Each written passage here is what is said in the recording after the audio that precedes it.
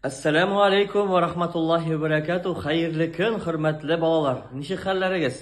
Сез бит әле урта курста һәм түбән курста мәчеттендә белем аласыз, шулай бит? Бүген сезнең матур гына күркәм инде чыгарылыш бәйрәме дә була ала бирсә.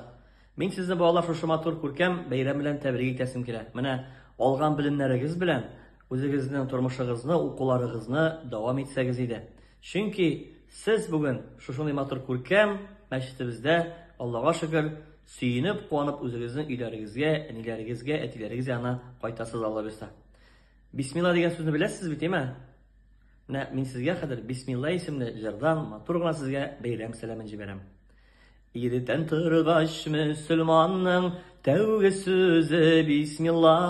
Бисмилланы әйтсә генә күңеленә хуш була. Бисмилла ул җан сафлыгы артыру юк һич монда. Илаһыга якын айткан кыдрәтле сүзе Бисмилла.